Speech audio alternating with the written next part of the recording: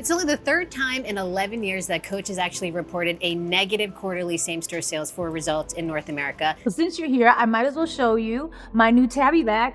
Look at it's a big hit and timeless. I'm gonna go buy me a Coach bag tomorrow. You hear me? I'm gonna buy me a Coach bag tomorrow. Oh my God, I'm so excited about this bag.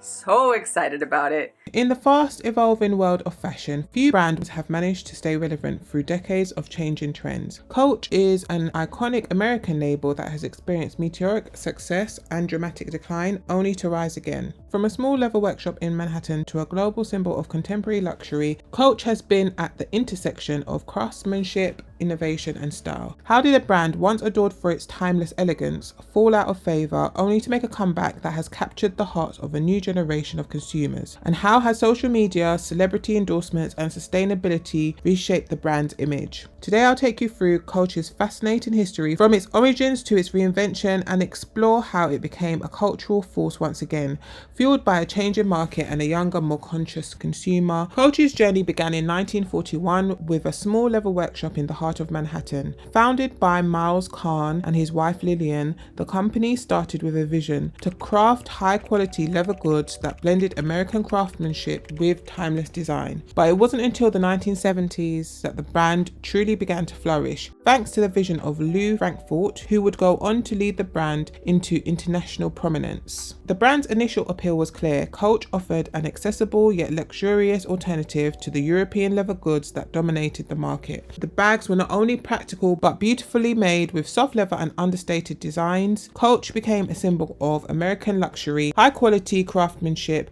at a price that felt attainable. By the 1980s, Coach was a fixture in the department stores across America, known for its simple yet stylish bags like the iconic duffel and satchel. It was during this era that the brand truly gained a loyal following, with American women embracing the bags as everyday symbols of understated elegance. The 1990s marked the global age for Coach. Under the leadership of Lou Frankfurt, the Coach C logo became synonymous with American luxury, found not only in upscale department stores but also adorning the arms of celebrities and style icons. In the early 2000s, Coach embraced celebrity endorsements, tapping into the rising celebrity culture, propelling the brand to new heights of popularity. It was a brand that combined craftsmanship with celebrity glamour. And then by the early 2010s, Coach had reached an extraordinary milestone, over $5 billion in revenue. Coach wasn't just a handbag, it was a status symbol. But as quickly as it rose, Coach saw a dramatic decline. By the mid-2010s, the very thing that made Coach popular, the accessibility and ubiquity of its logo, began to work against it. What was once a luxury symbol quickly became a mass market product, found in outlets and department stores across the country.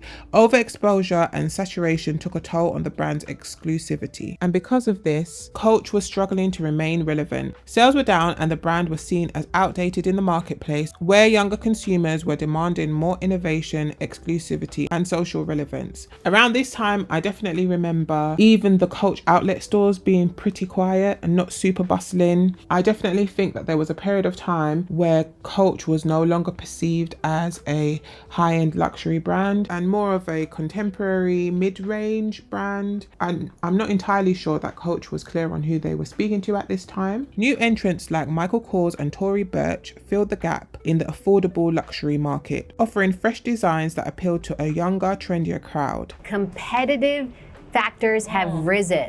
And of course, that's really the bigger story behind Coach, right? Has the company finally met its match when it comes to the competition? And of course, we're talking about Michael Kors. The problem now this time, Michael Kors, really well capitalized after that IPO, also hitting the market at the time when Coach is at a very mature phase of its lifestyle cycle. And fast fashion brands like Zara and H&M were eroding the demand for high-end bags. Coach's iconic C logo, once revered, had become a symbol of the past. The brand's traditional designs were no longer resonating with the newer generations. So in 2013, Coach brought in British designer Stuart Vevers as the new creative director. His appointment marked the beginning of a dramatic turnaround. Vevers' vision was clear: bring Coach back to its roots of craftsmanship and quality while infusing it with a new youthful energy that would appeal to a more diverse audience. There's plenty of tactical moves that Coach did during the downturn. So they moderated their price points, they increased the number of factory outlet stores, and also roped in new customers by introducing introducing a less expensive, more youth-oriented line, helping the company sail through the current period of consumer cautiousness, and it showed up in the stock price because it has outperformed the broader market. Viva's revitalized the brand with bold designs like the Rogue bag, which quickly became a hit, and the Tabby, a softer, more contemporary iteration of the brand's classic shapes.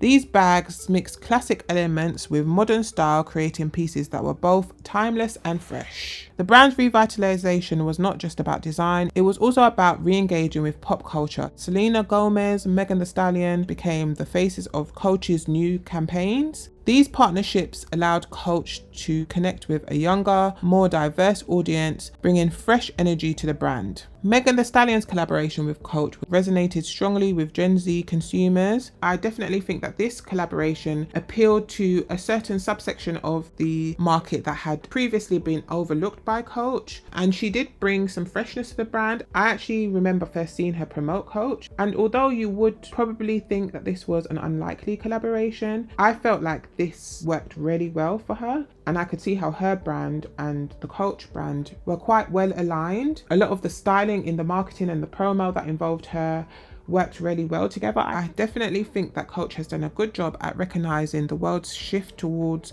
social media, and they've leaned heavily into influencer culture, tapping into TikTok, Instagram and YouTube. I also do enjoy Coach, and I do have a few videos on my channel around the Coach Tabby bag and the Brooklyn bag. So I definitely think that their reinvention has been held up by social media influencers. Most recently, some of their bags like the Joni bag and the Soft Empire carry-all bag have been worn, reviewed and promoted by loads of social media influencers over all platforms. I have definitely seen creators like Janae Laylor and Nikki Sky carrying and or promoting different styles of their bags. And on platforms like TikTok, Gen Zers have been posting their Coach bags, creating viral trends and bolstering the brand's image as fresh, relevant and cool. Influencers on platforms like Instagram have driven massive engagement with Coach, creating a new type of consumer, one that buys into the brand, not just the product, but for the lifestyle it represents. The collaboration with Megan Thee Stallion and Selena Gomez played a pivotal role, but the brand's ability to leverage influencers has expanded its reach to a global, digitally connected audience. In addition to new designs, there has been a growing trend in vintage Coach.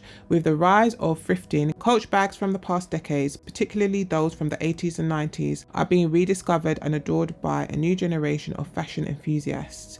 The nostalgic appeal of these classic pieces, paired with the environmental consciousness of a younger generation, has contributed to Coach's renewed popularity. As sustainability becomes an increasing important issue, the resale market for vintage Coach has boomed. Second-hand Coach bags are prized for their durability and timeless design. For young buyers, thrifting offers a sustainable and affordable way to own pieces of history while also promoting eco-consciousness. I think Coach has done a really good job at being aware of consumers' desire to be more sustainable and more thoughtful about what they're buying, and they have made strides to incorporate ethical practices into their production processes. The brand now uses recycled materials and environmentally friendly leather, reducing its carbon footprint and appealing to a generation that values transparency in how their products are made. In 2022, Coach launched Coachtopia, a new line focused entirely on sustainability. The line features products made from recycled and renewable materials, with an emphasis on circularity, creating pieces that can be recycled and reused. This bold move reflects Coach's commitment to ethical consumption, catering to the increasing demand for fashion that's not only stylish but responsible. As we look to the future, Coach seems poised for continued success. With its refreshed image, strategic celebrity partnerships, a focus on sustainability, and a keen understanding of digital marketing, Coach has not only survived the fashion industry's challenges, but has emerged stronger than ever. For a brand that has consistently evolved with the times,